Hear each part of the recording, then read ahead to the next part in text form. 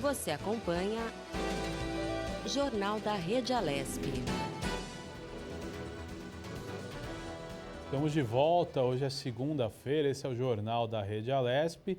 Vamos falar agora sobre o PL que altera o repasse do fundo da advocacia. O advogado Anderson Pomini protocolou, em parceria com o deputado estadual Carlos César, do PSB, um projeto de lei que tem como escopo a valorização da advocacia. O projeto altera os repasses das receitas que compõem o Fundo de Assistência Judiciária, propondo o valor de 70% sendo destinado à prestação de assistência judiciária suplementar.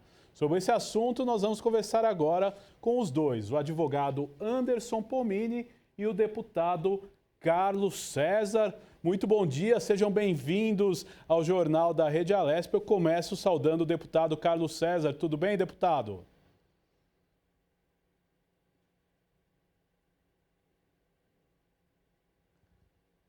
Deputado, por gentileza, precisa abrir seu áudio. Agora sim. Perdão.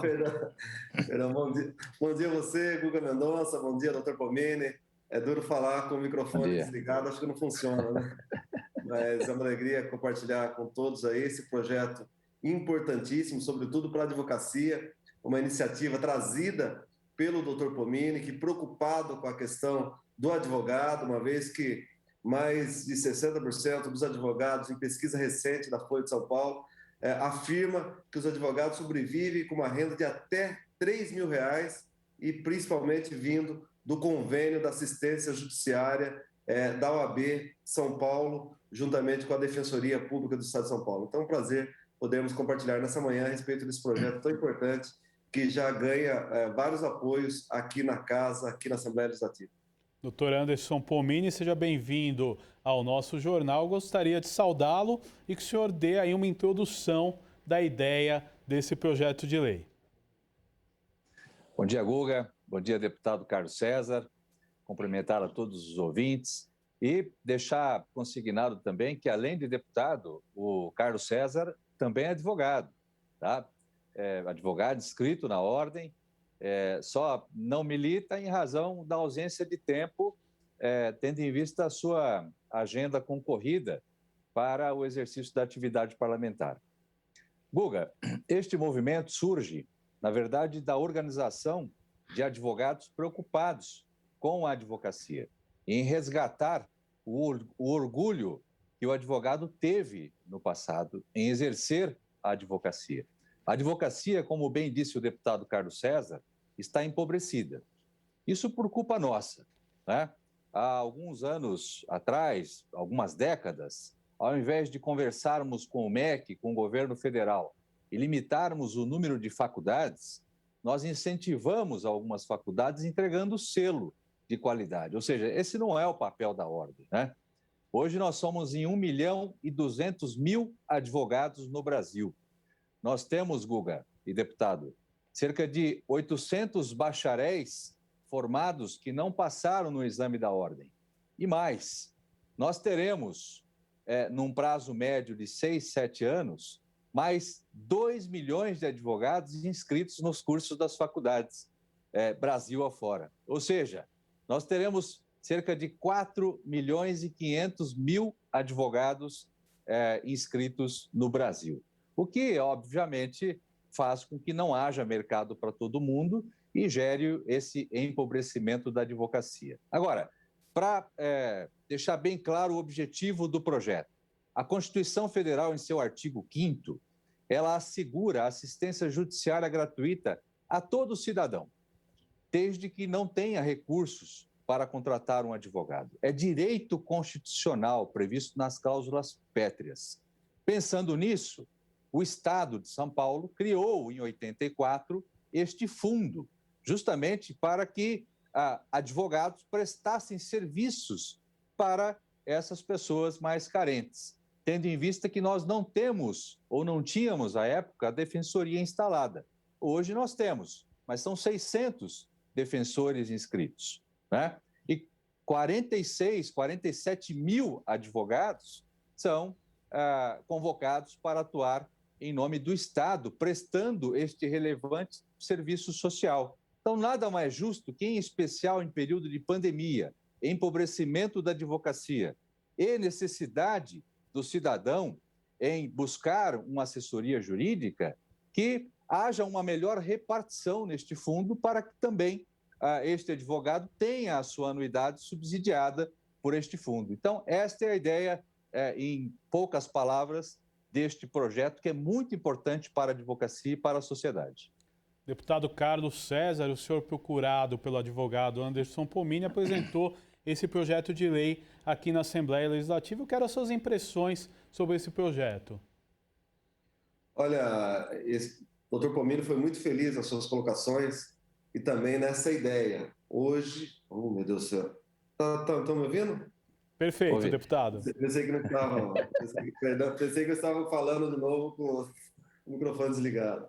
Mas a questão de nós atendermos, sobretudo o jurisdicionado, aqueles hipossuficientes, pessoas que precisam da advocacia, precisam, hoje, no Brasil, está tudo muito judicializado, e o cidadão, para fazer uso dos seus direitos, precisa de um advogado. Nós temos aqui no estado de São Paulo, criado recentemente, a Defensoria Pública, e temos cerca de 700 defensores que prestam um relevante trabalho à sociedade. Porém, esses 700 defensores, para um estado com mais de 645 municípios, ou 645 municípios, atendem cerca de 45 municípios. Nós temos cerca de 600 municípios que só são atendidos através do convênio da OAB com a Defensoria Pública, através desses advogados que só vão receber os seus honorários após a efetivação da ação, em um valor extremamente pequeno. O que o projeto visa? Aumentar o repasse desse fundo, como já dito pelo Dr. Pomini, criado em 84, ou seja, há mais de 30 anos, há mais de 36 anos atrás. Esse fundo foi criado e tem um repasse hoje de 40%. Nós estamos ampliando isso para que possa atender mais advogados e pessoas com qualidades que prestam um serviço à sociedade. Vale lembrar, Guga, que esses cerca de 45 mil inscritos que nós temos hoje nesse convênio, só aqui em São Paulo, eles atendem mais de 1,5 milhão de pessoas. Olha a quantidade de jurisdicionados, de pessoas hipossuficientes, pessoas que não têm condição de contratar um advogado, que são atendidas. Então, um trabalho social. Ao aumentarmos o fundo de 40% para 70%, isso vai possibilitar que mais advogados possam atender e com mais qualidade. E ainda, com a condição de que esses advogados que sobrevivem desse fundo possam aí sim ter um incentivo dado pela OAB com a gratuidade da sua anuidade. Hoje, cada advogado aqui em São Paulo paga cerca de pouco mais de R$1.000 por ano para manter a sua carteirinha.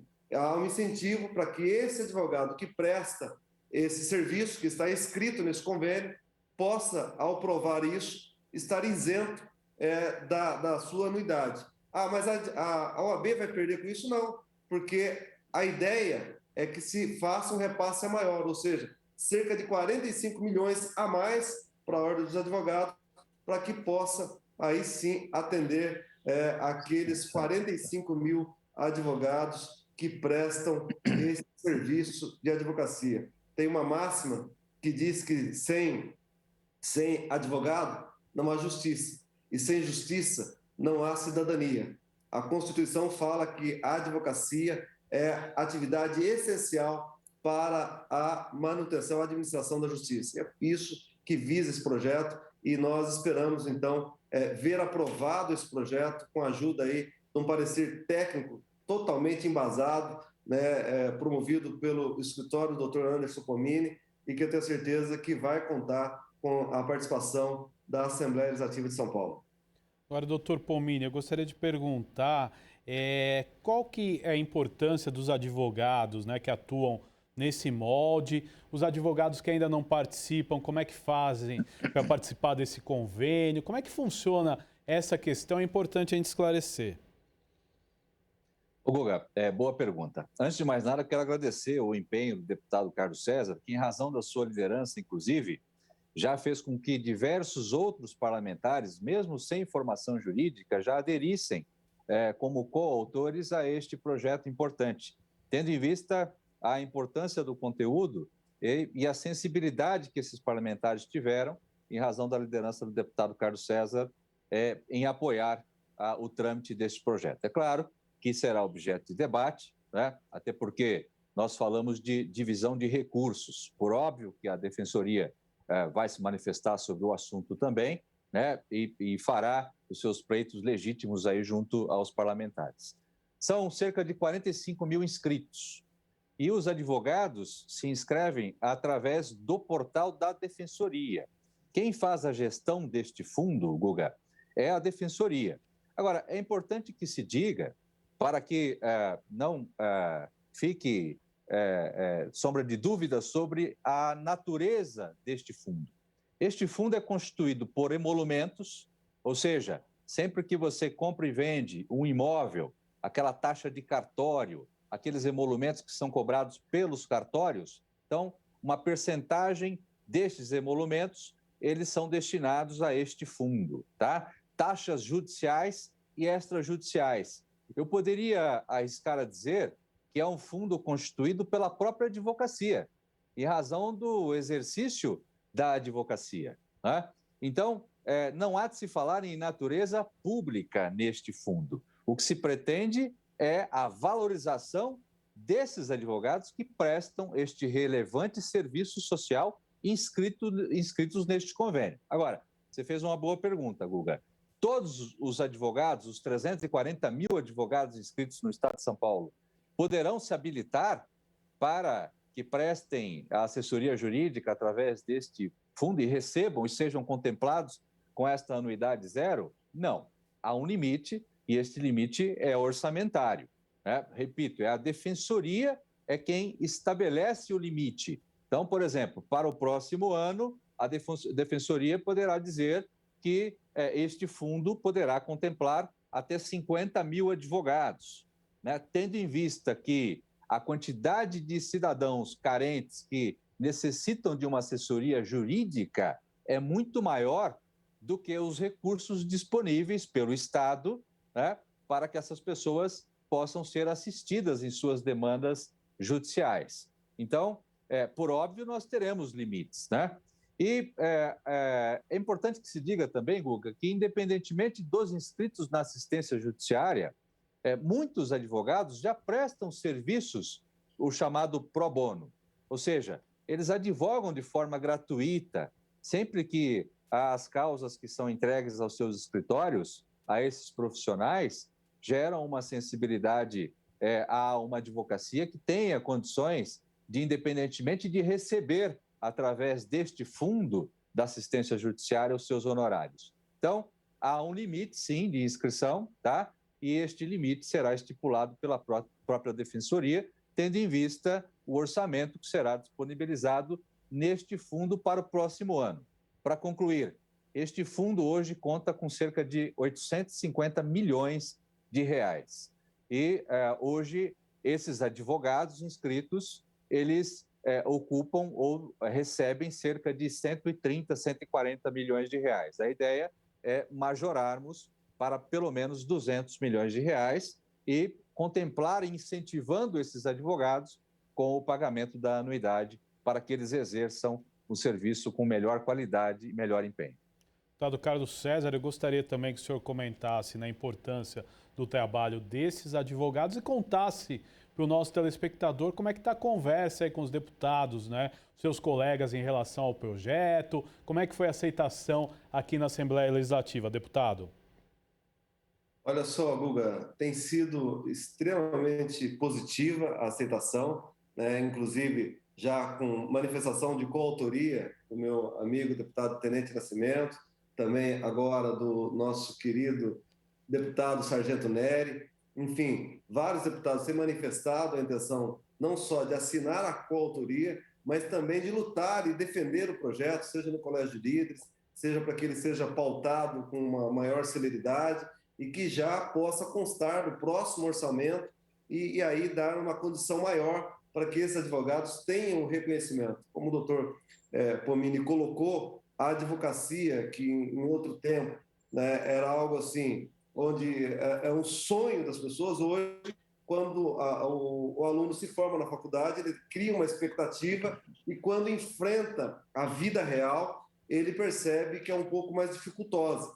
Então, poucos advogados conseguem se sobressair. E para início de carreira, muitos, eu conversava inclusive com a deputada Janaína Pascoal, que se mostrou também bastante entusiasta do projeto, e ela me dizia: deputado, não é só deputados que estão em início de carreira, não. Eu estava internado, ela testemunhou isso para mim, estava internado, e muitos advogados já velhos sobrevivem exclusivamente do fundo, exclusivamente desse convênio entre a Defensoria e a OAB Seção São Paulo. Então, é um projeto nobre, é um projeto que vai atender socialmente e que tenho a certeza que contará com o apoio de muitos parlamentares, se não de toda a casa, porque todo projeto que é aprovado, quando aprovado, não é um projeto de um parlamentar, mas é um projeto da Assembleia Legislativa de São Paulo e uma ideia trazida aí pelo doutor Anderson Pomini.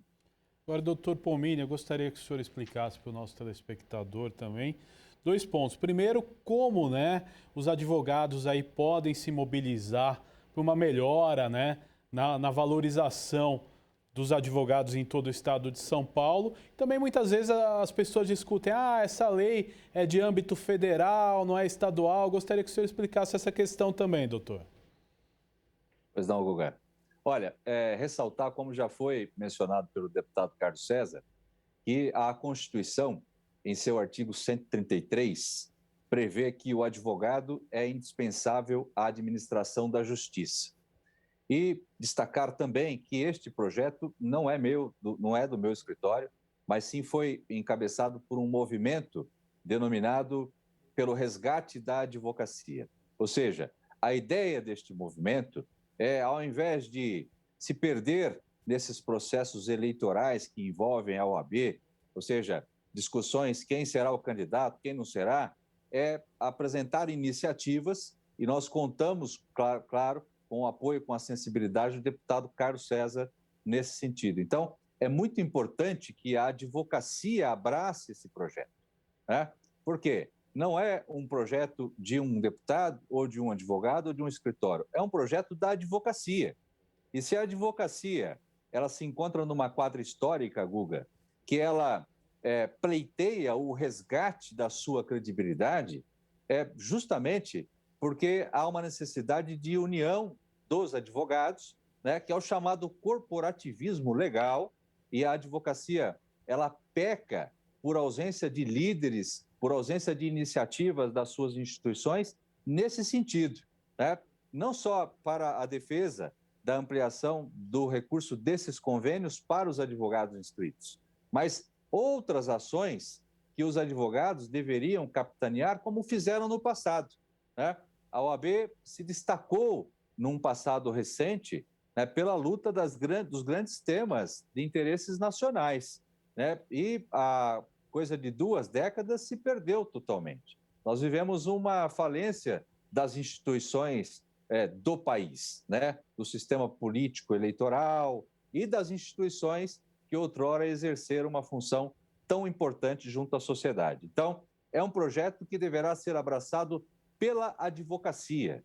Eu não tenho a menor vaidade, já disse isso conversando agora com alguns membros do Conselho Seccional da OAB, que a OAB, por exemplo, abrace e capitaneie este projeto.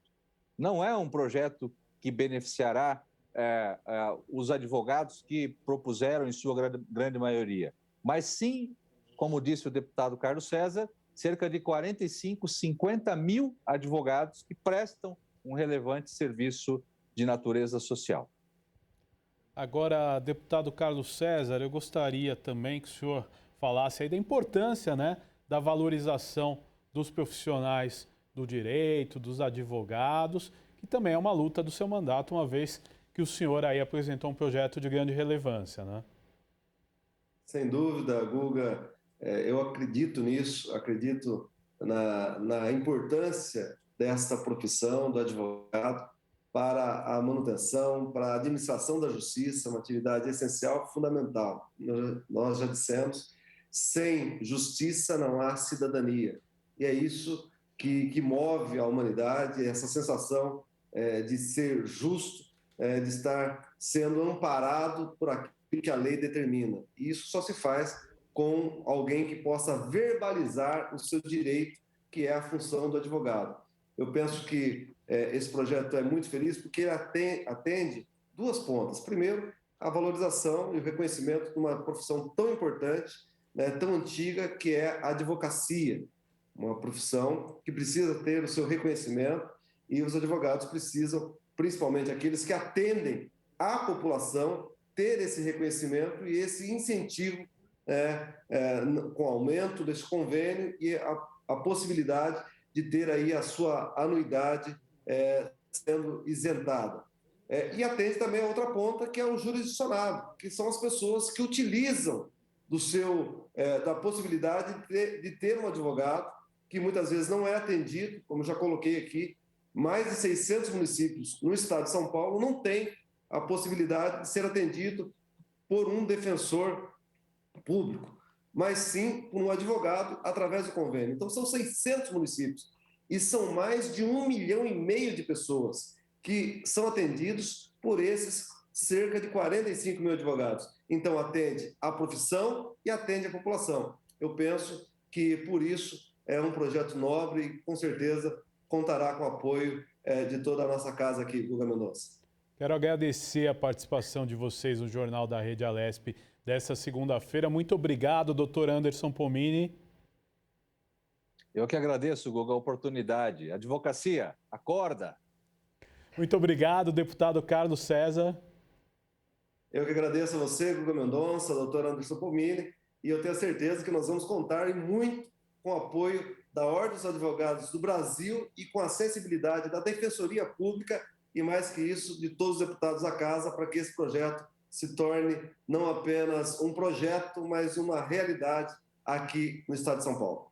Muito obrigado, deputado Carlos César. Falamos aí de um projeto relevante aqui na Assembleia Legislativa, a proposta do advogado Anderson Pomini, e o deputado Carlos César protocolou o projeto de lei aqui na Assembleia Legislativa.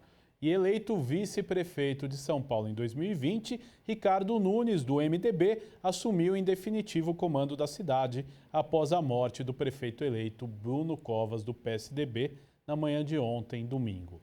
Ele estava como prefeito em exercício desde o dia 2 de maio, quando Covas se licenciou para dar continuidade ao tratamento contra o câncer.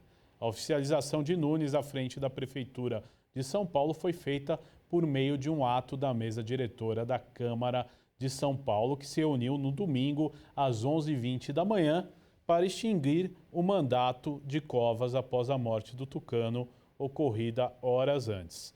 Em seu primeiro ato, o MDBista decretou luta oficial de 7 dias pela morte de Bruno Covas.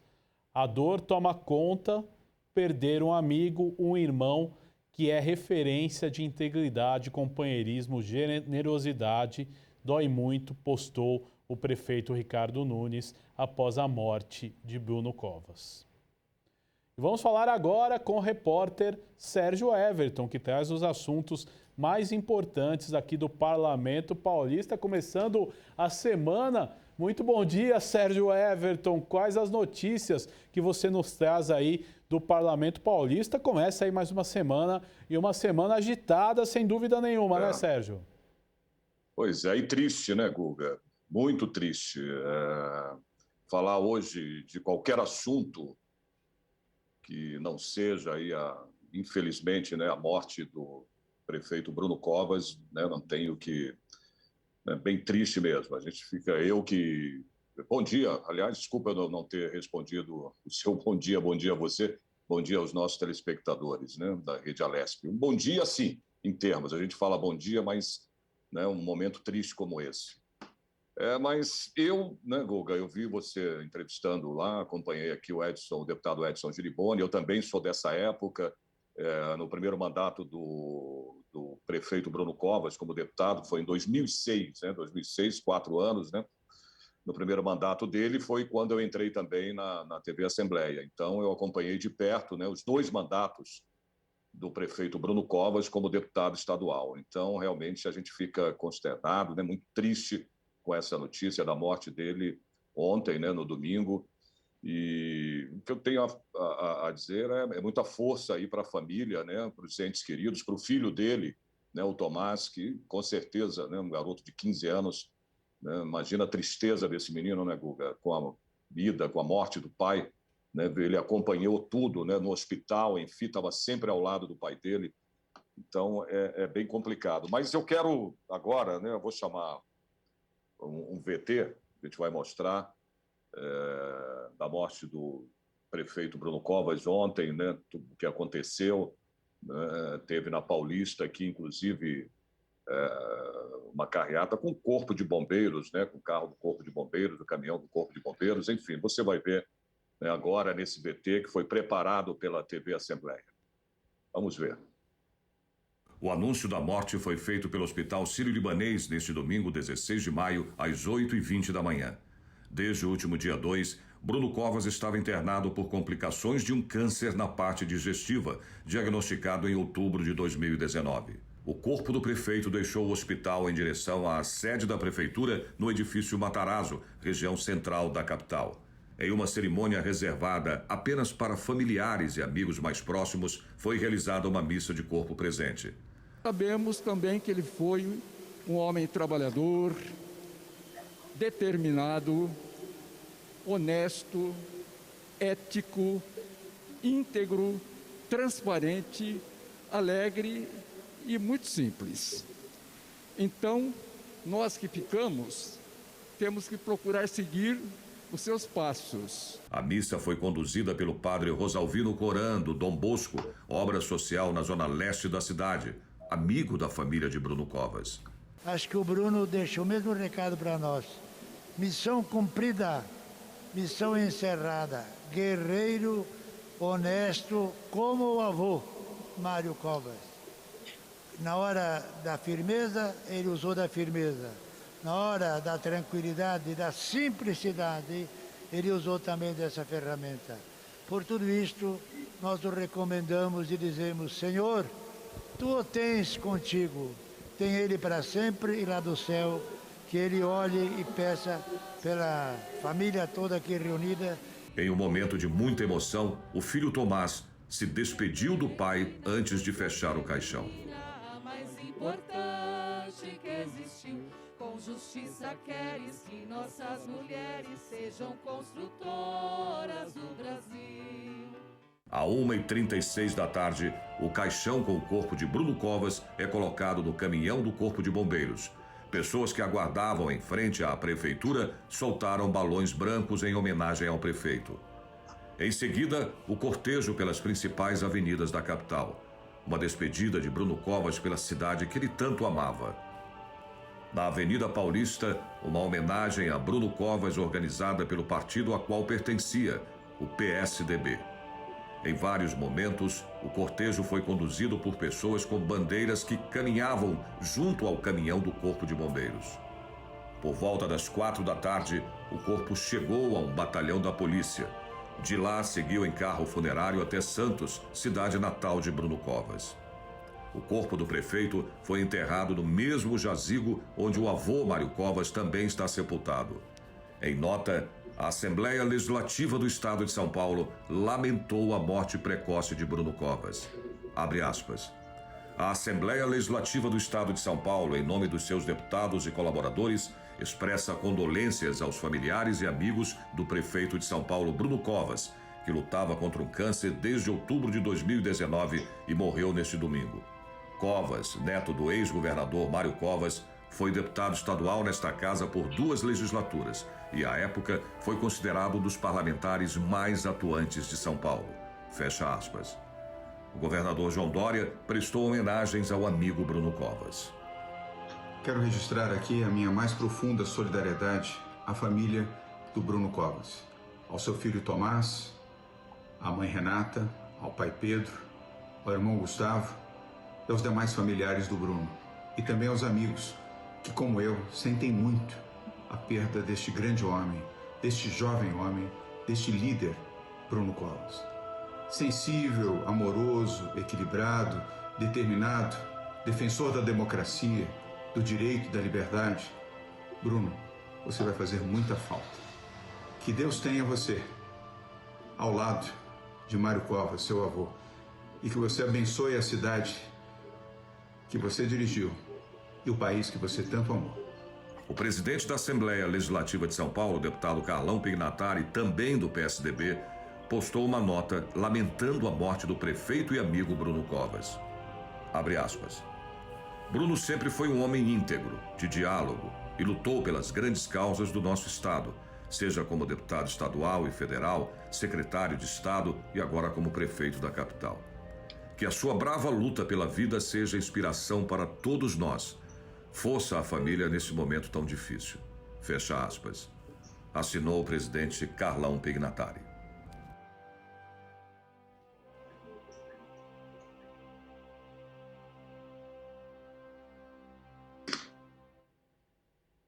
Pois é, Sérgio. Muito Pois triste, Guga. né? Guga, pois é, exatamente. Né? Triste, né, meu amigo? Um jovem, né, tão novo, 41 anos, Guga. Né? A gente poderia dizer, na nossa, pelo menos na minha mais, né, eu chamaria, né, um garoto, vamos dizer assim, gente. 41 anos, muito novo. Né? Isso dói também. A gente fica muito triste. Além de ter sido um cara, né, sempre foi excepcional. Eu que acompanhei, né, o Bruno na Assembleia Legislativa, nos seus 2 mandatos, estava sempre cobrindo, sempre falando com ele, entrevistando, entendeu? Um cara acessível, uma pessoa do bem, né, que infelizmente, mas Deus, olha, a gente só tem que pensar o seguinte, Guga, Deus sabe o que faz, né, meu amigo? Infelizmente, é realmente triste perder uma pessoa tão jovem, né, como o prefeito Bruno Covas, né, novo, começou na carreira política tão novo, aos 26 anos. Ele foi, inclusive, naquela legislatura dele, na primeira, o mais jovem deputado, né, a assumir, né, uma cadeira na Assembleia Legislativa, aos 26 anos de idade. Então, ele começou a carreira política dele muito novo. Né, o neto do nosso ex-governador, né, Mário Covas, praticamente garoto, né, começando a sua carreira, e teve uma atuação brilhante, né, sempre combativo, né, sempre procurando ajudar e resolver os problemas da população do estado de São Paulo. Né, a gente fica realmente numa tristeza muito grande, mas, né, infelizmente, a gente sabe que a única certeza que a gente tem nessa vida, né, Guga, é que a gente vai morrer, não tem outro jeito. Agora, isso é uma doença cruel, né? Realmente muito cruel, o câncer. Como também perdemos, né? Aliás, um final de semana triste, né? Muito triste, né, Guga? Morreu também a diva do teatro, do cinema, da televisão, a Eva Vilma, aos 87 anos, também de câncer, né? Câncer no ovário. Ela estava internada no Hospital Albert Einstein, né? Desde o dia 15 de abril. E faleceu no sábado, um dia antes, né, do prefeito Bruno Covas. Então, é um final de semana muito triste, né, mas a gente tem que orar por eles e pedir, né, a Deus, né, que eles estejam num ótimo lugar, num bom lugar, ao lado do nosso Criador. Né? É isso, Guga. Dia de tristeza, final de semana de tristeza, mas, né, vamos embora. Muito triste, né, Sérgio? Perdemos aí um grande líder, né, um jovem líder do estado de São Paulo e também do Brasil, né, que vai fazer muita falta, né, Sérgio Everton? Sem dúvida nenhuma, o Bruno Covas deixa um legado aí muito importante para as próximas gerações. É isso, infelizmente. Tá certo, Sérgio. Muito obrigado pela sua participação no Jornal da Rede Alesp desta segunda-feira. Você volta aí com mais informações do Parlamento, porque você sempre está acompanhando tudo, né, Sérgio? Estou postos aqui. Qualquer coisa, pode me chamar que eu entro aqui. Tá bom? Obrigado, Sérgio Everton, trazendo aí, né, a nota triste do final de semana. E o município de Agudos, a 310 quilômetros da capital, alcançou em 2021 um marco importante no saneamento básico. tem atualmente 100% do seu esgoto encaminhado para tratamento. De acordo com a Companhia de Saneamento Básico do Estado de São Paulo, a Sabesp, Agudos é hoje considerado um município 300%, ou seja, está com abastecimento de água, coleta e tratamento de esgoto universalizados. Segundo a Sabesp, a universalização do saneamento foi possível em razão dos investimentos realizados pela companhia para ampliar a coleta e o tratamento do esgoto. De acordo com a Sabesp, nos últimos anos foram 36 milhões e 400 mil reais em obras, equipamentos, regularização imobiliária e plantio de mudas, mais de 20 mil plantadas. Nós vamos falar agora sobre a pandemia da Covid-19 no município de Tabuão de Itapecerica da Serra. Sobre esse assunto, nós vamos conversar agora com o médico Francisco Tadal Nakano. Ele é prefeito de Itapecerica da Serra. Bom dia, prefeito. Seja muito bem-vindo ao Jornal da Rede Alesp. Muito obrigado por ter aceito o nosso convite. Bom dia, Guga. É um prazer imenso aqui estar com vocês aqui. Agradeço muito o convite. Prefeito, importante a gente falar do atual momento que nós vivemos aí, né? Muitos casos da Covid-19. Eu gostaria de saber, né, o senhor que assumiu em janeiro, como é que o senhor tem enfrentado essa pandemia na cidade, quais são as medidas e qual que é o cenário que vocês enfrentam atualmente em Itapecerica da Serra? Veja bem, nós assumimos um município aqui numa transição que foi muito pequena, mas a dificuldade são as mesmas que os outros municípios estão enfrentando. Todos os municípios têm esse grande problema da conscientização das pessoas e nós trabalhamos bastante com relação a evitar aglomerações. Nós abrimos um centro do Covid aqui em Itapecerica da Serra, que é no mesmo espaço que é o Centro de Especialidades Médicas, mas semana passada nós já alteramos, porque nós voltamos com as atividades ambulatoriais. Então, o Centro de Especialidades voltou a atender os pacientes com necessidade de acompanhamentos com a especialidade e os postos também. Então, nós alugamos um imóvel e nesse imóvel nós fizemos o Centro de Referência do Covid, nós estamos fazendo atendimento médico, exames e estamos atendendo também nesse espaço pacientes sem sintomas. Tá? Quem não tem sintoma nenhum vai lá, faz o exame e nós estamos fazendo já um controle das pessoas que são assintomáticas.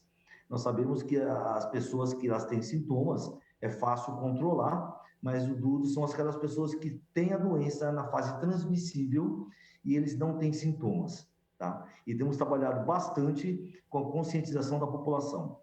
Graças a Deus, nós conseguimos diminuir bastante as festas, a gente conseguiu diminuir bastante esses funks que estavam irregulares na cidade, tá? E isso fez com que houvesse uma diminuição drástica da quantidade de casos.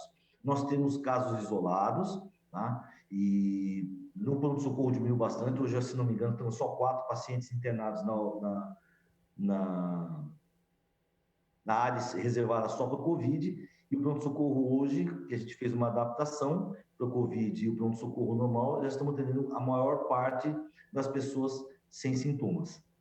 E com os sintomas no lugar separado dentro do pronto-socorro. Agora, prefeito, é importante, o senhor é médico, né? E quantos leitos de UTI a cidade tem hoje disponíveis? O senhor falou que tem 4 pacientes internados, né? E como é que o senhor tem lidado aí com a conscientização das pessoas? Porque depende de não se fazer festas clandestinas, do uso correto das máscaras, do álcool gel, distanciamento social. Foge um pouco, né, do gestor, né? Tem que contar também com a conscientização da população. Exato. A conscientização é o fato mais importante. Nós não temos UTI a nível municipal. Aqui nós temos o Hospital Geral de Itapecerica da Serra, que é gerida pelo Estado, tá? E eles têm, se eu não me engano, lá 18 leitos de UTI para atender todos os casos e mais os da Covid. Na prefeitura de Itapecerica, nós temos 2 pronto-socorros, mas nós temos só sala de emergência. Nós não temos UTI. Foi feito um cadastro ano passado com relação às vagas de UTI, mas UTI mesmo nós não temos. É muito difícil você manter um leito de UTI. Como nós temos um hospital geral aqui da cidade, que é gerida pelo Estado, então todos os pacientes graves de Itapecerica, São Lourenço, Embu-Guaçu e Juquitiba, eles são encaminhados para o Hospital Geral. Lógico que o Hospital Geral, eles falam que fecharam a porta. Não, o que eles estão fazendo é restringir a quantidade de pacientes no pronto-socorro, que a gente sabe que isso diminui a quantidade de vagas dos pacientes de média gravidade e de casos graves no hospital. Então, o hospital ele faz essa triagem, parou de atender porta, tá? E nós estamos absorvendo esse movimento. Lógico que a gente assumiu em janeiro e fevereiro houve essa mudança. Então, foi muito difícil no mês de fevereiro, março, essa readaptação do atendimento de urgência e emergência aqui na cidade a nível municipal, tá? Mas a população, ela já está cobrando todos os setores com relação à aglomeração. Então, toda vez que tem uma festa, tem uma aglomeração, as pessoas no meio da rua, eles acionam a GCM, e a GCM, junto com a Polícia Militar, eles vão até o local para justamente encerrar essas atividades festivas na rua, essas aglomerações populares, né? Então, nesse ponto, a população tem ajudado muito. Houve uma conscientização, sim. Agora, prefeito, Itapecerica da Serra completou 144 anos agora em 2021, né? O que precisa mudar na cidade? Qual que é o diagnóstico que o senhor fez aí nesse início de mandato? Quais as melhorias que são previstas? Itapecerica da Serra é considerada a mãe de todos os municípios da região. E por algum momento a história foi abandonada por administrações anteriores. Nós tínhamos um centro gastronômico muito importante, da qual vinham pessoas, artistas, vinham políticos aqui no nosso centro gastronômico na cidade. Nós não temos turismo, a nossa cultura ela foi esquecida, colocaram debaixo do tapete. Ou seja, hoje Itapecerica é basicamente uma cidade dormitório. Existe uma história, toda cidade tem uma história. E a cidade de Itapecerica da Serra tem uma história dentro de uma história. Nós estamos resgatando todos esses valores culturais, tá? E nós precisamos também de um avanço na área do turismo. Com isso, a gente faz com que a cidade ela vai crescer, não só economicamente, ela vai crescer para a população em geral, entendeu? E dizer, olha, existe um ponto turístico na cidade de Itapecerica da Serra. Só que não é fácil, mas nós estamos trabalhando. Você sabe que nós estamos vivendo uma crise sanitária muito grande, que houve um consumo muito grande do dinheiro no ano passado. Esse ano nós não recebemos absolutamente nada para o Covid a nível estadual e federal. Mas estamos trabalhando com esse mínimo que nós temos, nós estamos realmente com uma dificuldade financeira muito grande, mas as secretarias têm que caminhar separadas, né? Eu não posso, o dinheiro vem para cada secretaria e nós estamos trabalhando assim, da melhor maneira possível, sem altos gastos. Tá? Nós não temos muito o que gastar, mas nós estamos sim tentando resgatar a história de Itapecerica e nós vamos fortalecer o turismo da cidade. Estamos com os projetos interessantes na cidade. Até o final do ano a gente vai conseguir divulgar algumas coisas que vão acontecer na cidade, tá? Mas por enquanto nós estamos tentando trabalhar com essa parte histórica que não depende de dinheiro, depende muito da divulgação, tá, que nós temos na cidade.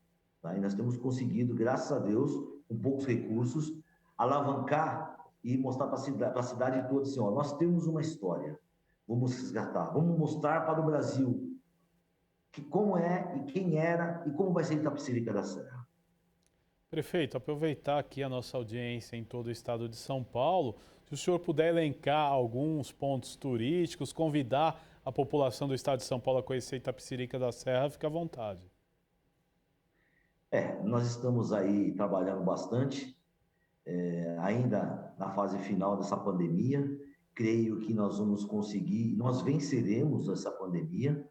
A vacinação está aí, o governador tem trabalhado muito com relação a essa parte da vacinação, que é o segundo ponto mais importante. O outro é a população, os gestores têm que fazer, que são evitar as aglomerações e as festas, tá? Nós temos aqui um ponto muito importante, que é o Kinkakuji, que é um templo japonês, que é a réplica que tem no Japão, tá? Nós estamos restaurando essa igreja, esse templo, que ele é idêntico ao que nós temos no Japão. Ele vai ser outro ponto turístico na cidade. Além de que nós estamos reformando toda a praça central. Vai ser um ponto turístico muito gostoso para as pessoas virem conhecer. Nós temos aqui o mesmo ar, a mesma temperatura de Campo de Jordão. Então, nós queremos, sim, fazer com que a pessoa venha tomar o seu caldo, venha conhecer as festas nordestinas, as festas que nós temos muito forte aqui, que são as festas sertanejas. Nós temos um evento muito forte na cidade, conhecido no Brasil todo, que é o rodeio, mas a gente não quer só o rodeio, nós queremos muito mais do que isso. Itapecerica e todas as cidades podem muito mais do que somente um evento. Agora, prefeito, eu gostaria que o senhor deixasse uma mensagem para a população de Itapecerica da Serra que nos acompanha nesse momento aqui no Jornal da Rede Alesp, que pode esperar aí do seu mandato, né, a partir de agora. Guga, muito obrigado. Eu agradeço o carinho da população de Itapecerica da Serra, ter acreditado no nosso mandato, nas nossas novas ideias. Tá? Não está sendo fácil. Nós estamos entrando 20 anos de um grupo muito forte que ficou aqui na cidade e realmente está muito difícil nós contornarmos essa situação. As pessoas têm que entender que as administrações passadas já foram. Hoje começa uma nova administração com novas ideias, tá? Eles podem acreditar que nós vamos fazer isso pela cidade, tá? Agradeço muito, foi um diferencial muito grande na eleição e eu tenho essa responsabilidade de devolver toda a esperança que a população depositou na gente. Uma Itapecerica nova, uma Itapecerica renovada, uma política nova, e isso vai acontecer no Brasil todo, como já tem mudado. Tá? Eles vão cobrar, mas podem nos cobrar, tá? Nosso governo é um governo aberto, um governo transparente. Muitos criticam algumas posições, tá? Mas todos estão acompanhando através do nosso portal da transparência, através das nossas atitudes, que nós somos transparentes e queremos fazer para a cidade. Prefeito, eu quero agradecer a sua participação no Jornal da Rede Alesp dessa segunda-feira. Volte sempre aí para trazer as informações da sua cidade. Muito obrigado, viu? Muito obrigado, Hugo, pelo carinho, pelo respeito, e eu retorno sim com todo o prazer para trazer novas novidades da cidade. Obrigado, eu quero agradecer ao prefeito de Itapecerica da Serra, Francisco Nakano, que falou no Jornal da Rede Alesp desta segunda-feira. E no Tribuna Virtual da última sexta-feira, o ensino integral na rede estadual e os testes do soro anti-Covid em humanos foram os assuntos abordados pelos parlamentares. Vamos acompanhar a reportagem. Na Anvisa, o aval para a testagem do soro anti-Covid já foi autorizado, mas segundo a agência, ainda faltam informações a serem passadas pelo Butantan para dar início às aplicações em humanos. O assunto tem sido debatido no Parlamento Paulista. A deputada Janaína Pascoal, do PSL, pediu o empenho do governo estadual para iniciar os testes da substância. O que o governo está esperando para prestar as informações que a Anvisa ainda exige? Né? Por que nas coletivas o governador não cobra, por exemplo, o CONEP, como cobra o Ministério da Saúde, como cobra a própria Anvisa com relação às vacinas? Por que não cobra o CONEP para dar andamento ao processo de liberação dos ensaios clínicos? Porque durante os ensaios nós já vamos salvar vidas das pessoas que estão internadas e com os ensaios feitos poderemos pedir o uso emergencial para as outras tantas pessoas que estão agonizando e morrendo de Covid. Então, passada a reunião de quarta-feira, eu atualizo todos os cidadãos com relação à situação do soro anti-Covid, pelo qual eu não parei de lutar desde o dia 16 de dezembro do ano passado. Durante a sua participação, o deputado Carlos Gianazzi, do PSOL, trouxe um outro tema. Ele se posicionou contra a proposta de ensino integral do governo paulista. O parlamentar justificou que a medida deve reduzir o número de estudantes atendidos. Se você tem uma escola com 1.000 alunos e você implanta, com 2 turnos, vamos imaginar, e você implanta o programa, você vai trabalhar apenas com um turno. Você não vai conseguir atender os 1.000 alunos, você reduz pelo menos pela metade o atendimento. É mais do que a metade, mas vamos fazer essa conta. Você vai atender 500 alunos no período integral, mas você vai ter que acomodar os outros 500 alunos em outras escolas da região ou não. Haverá uma dispersão desses alunos, né? E em muitas escolas de PEI você não tem o curso noturno. Isso significa que os alunos que precisam trabalhar não terão acesso à escola integral ou de tempo integral, porque ela funciona o dia todo, a não ser que o governo ofereça uma bolsa, né? Que seria o ideal. Daí sim, nós estaríamos fazendo um outro tipo de debate. A tribuna virtual é transmitida ao vivo a partir da 1h da tarde na programação da TV e no canal da Rede Alesp no YouTube. Você acompanhou aí os detalhes do Tribuna Virtual da última sexta-feira.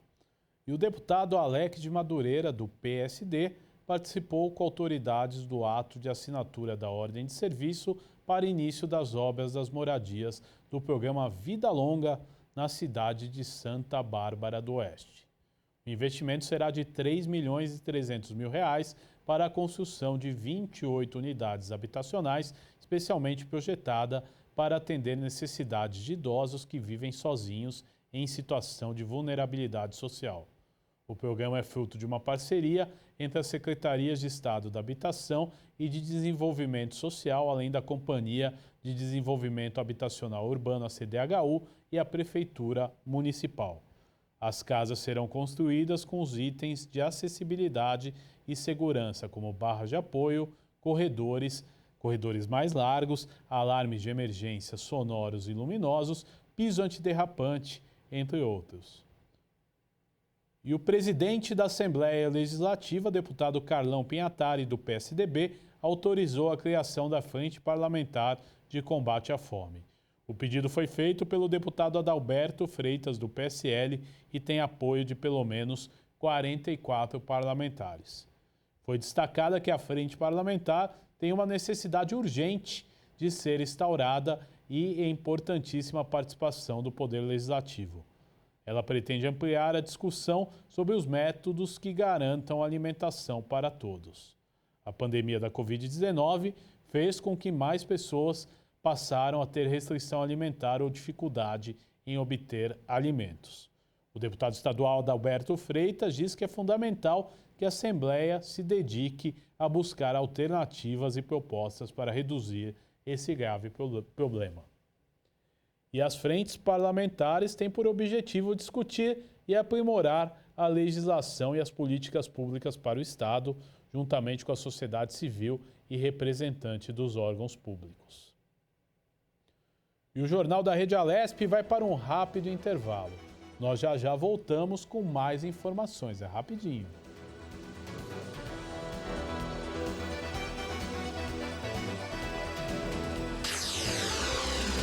Você acompanha Jornal da Rede Alesp.